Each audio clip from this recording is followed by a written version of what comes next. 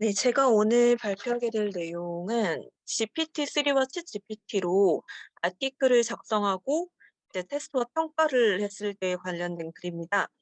이걸 작성하게 된 이유로는 그 전반적으로 처음에 이런 언어 모델이 나왔을 때 긴 글을 얼마나 잘 쓸 수 있는가, 그리고 그렇게 긴 글을 쓰는 것이 지금 필진으로 일하는 전문가들에게 어느 정도의 영향을 줄 것인가에 관한 아티클을 뭐예요? 찾다가 이거. 이 글을 보게 되었고요. 총 두 개의 별도의 아티클을 합쳐서 요약했습니다. 하나는 챗 GPT-3 기반의 이제 AI 카피라이팅 솔루션 5가지, 이제 외국에서 흔히 쓰이고 있는 애니월드, 카피 AI, 스케일넛, 카피매틱, 그리고 프레이즈를 가지고 그 주제를 주고 "이거에 관련된 긴 글을 써 줘."라고 요청한 다음에 그 글들을 시사성과 사실성, 그리고 일관성, 문법 이런 관점에서 평가했을 때 어느 솔루션들의 어떤 장단점이 있었는지를 분석한 글이 첫 번째 앨리스의 글이라고 보시면 될 것 같고요. 두 번째는 이 글이 나오고 2달 뒤 정도에 이제 챗GPT가 나왔습니다. 그럼 이제 챗GPT는 과연 이전의 솔루션에 비해서 얼마나 괜찮은 글을 쓰느냐를 이제 전혀 다른 저자가 분석하게 되었고, 여기에서는 챗GPT 평가에서는 고유함, 예를 들어서 뭐 단순히 어디서 표절하거나 복제한 것이 아니냐 이런 것들을 조금 더 평가를 했었습니다. 테스트 결과로 봤을 때 이제 저자들 또는 아티클 작성자들의 판단으로서는 이게 조금 흥미로웠는데요. 그 인공지능이고 이미 있던 데서 답을 가져오다 보니까 어느 정도 사실성을 사람들이 믿고 들어가는 부분이 있습니다.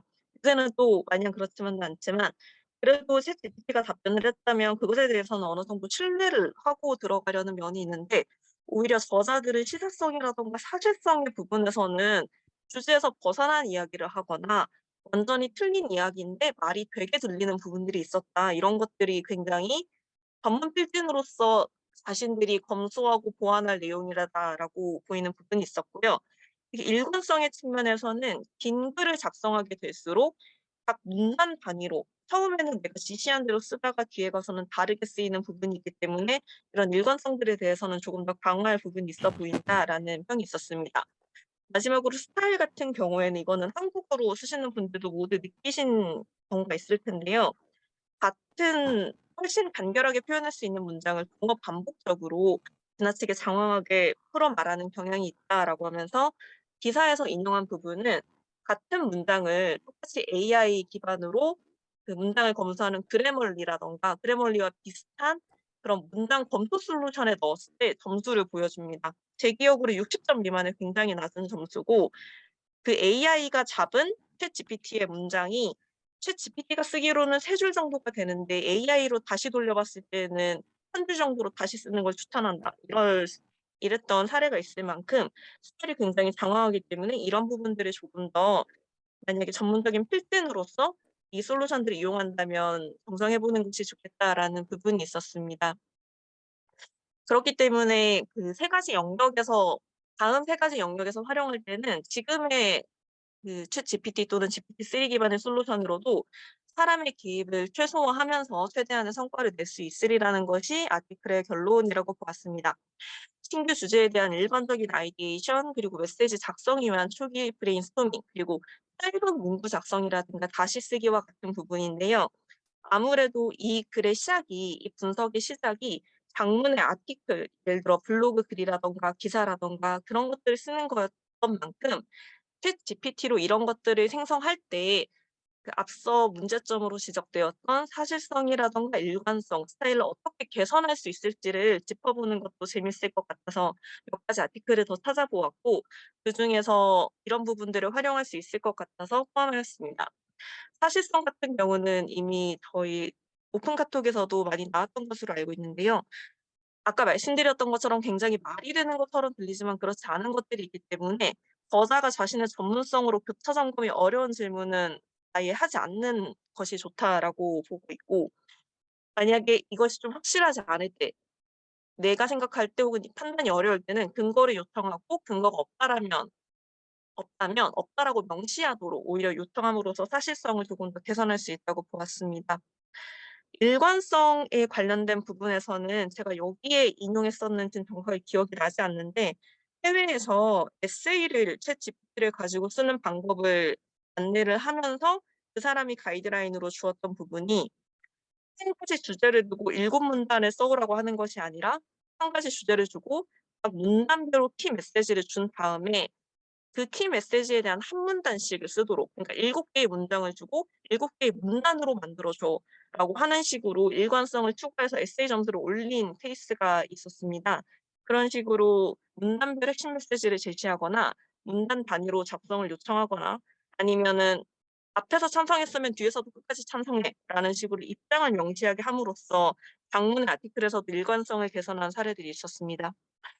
스타일 같은 경우에는 사실 저는 여기에는 이렇게 "스타일을 제시해라." 아니면 뭐 "누구 스타일로 써 줘." 혹은 한국으로 치면은 "어떤 일간지 기준으로 써 줘."라고 하는데 사실 스타일은 사람이 만드는 게 더 빠른 것 같다라는 게 저의 결론이긴 했습니다. 제가 이 아티클을 공유했던 것이 약 2주 전인데요.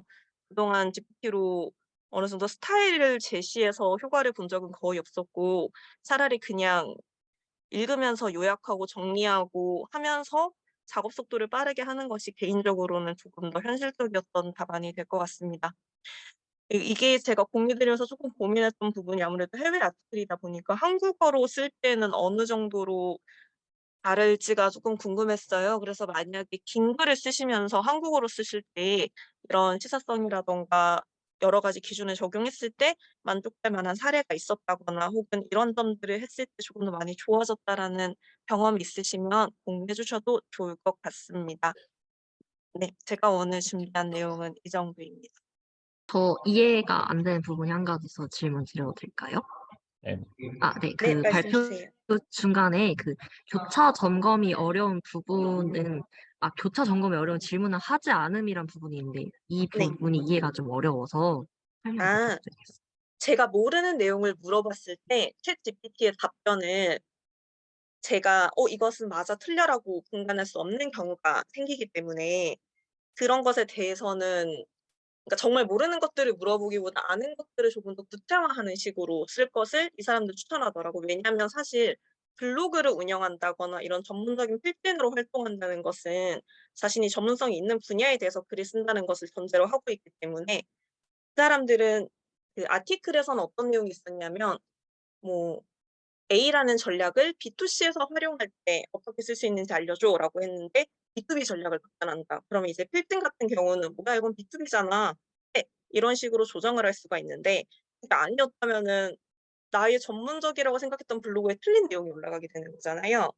그런 것들을 방지하기 위해서 이제 "너가 검토할 수 없으면 질문하지 마라." 이런 식으로 추천했던 부분이었습니다.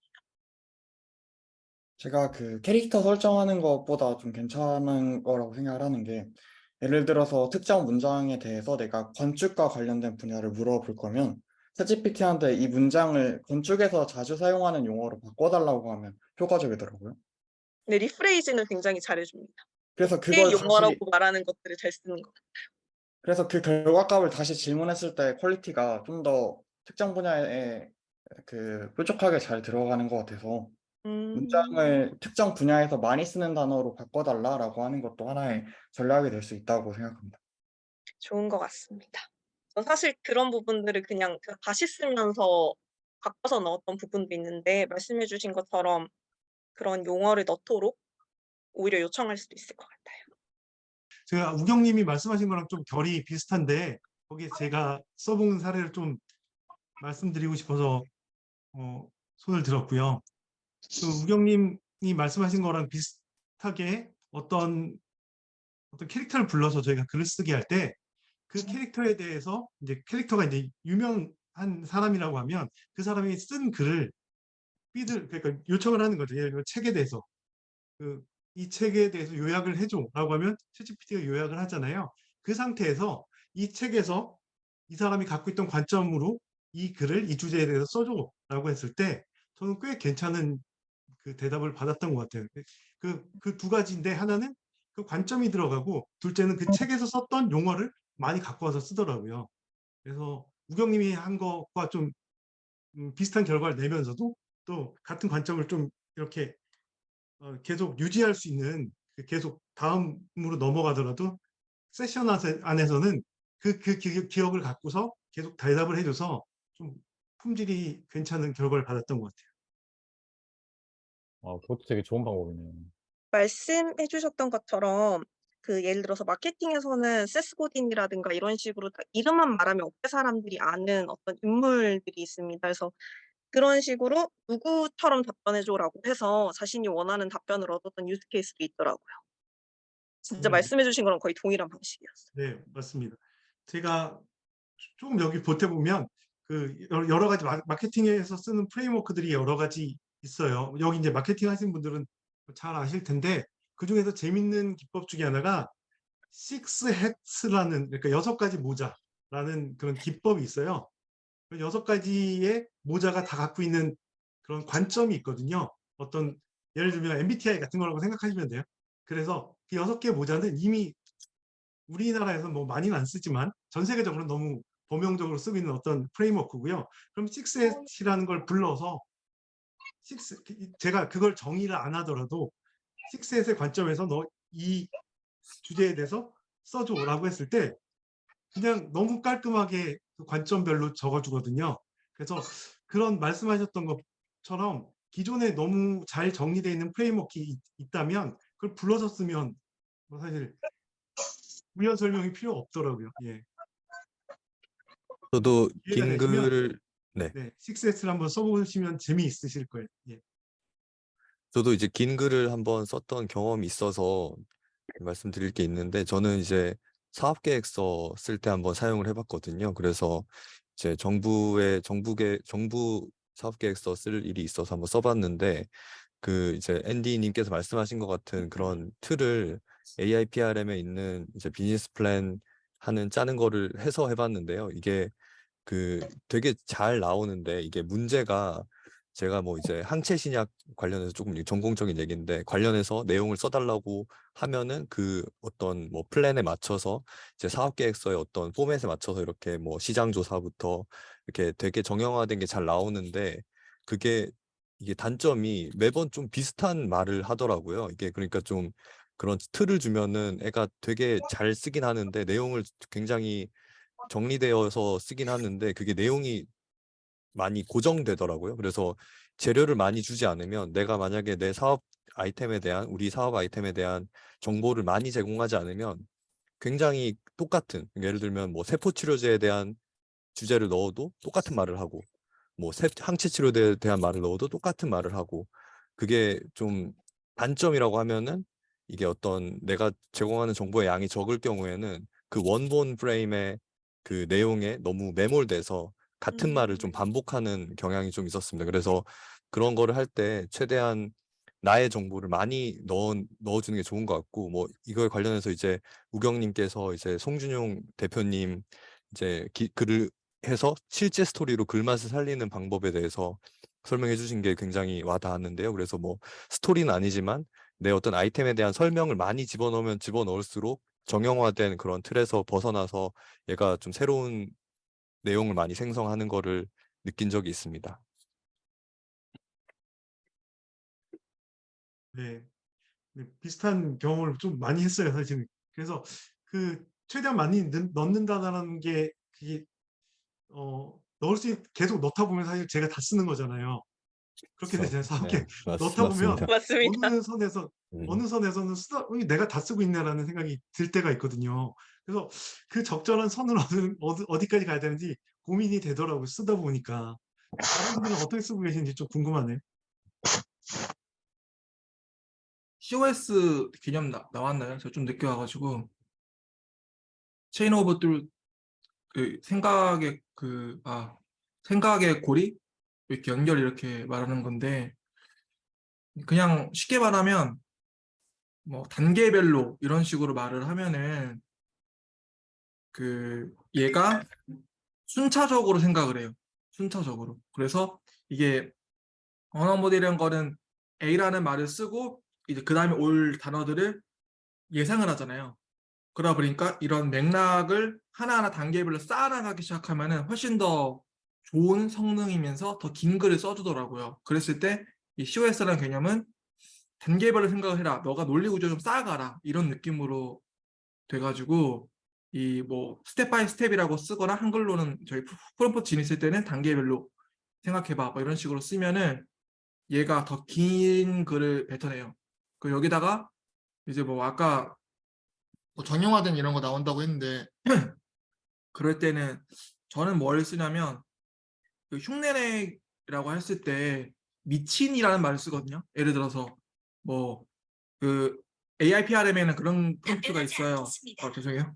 AIPRM에 그런 프롬프트가 있어요. 그 미친 과학자라는 프롬프트가 있는데 이것처럼 미친 사업가를 흉내내줘. 뭐 이런 식으로 쓰면은 다른 대답이 완전 창의적인 대답이 나오기 때문에 그런 식으로 하면서 단계별로 생각을 해줘라는 프롬프트를 덧붙이게 되면은 더 낫고요. 여기다가 이제 인디테일, 자세히라는 거를 쓰게 되면은 또 더 길어져요.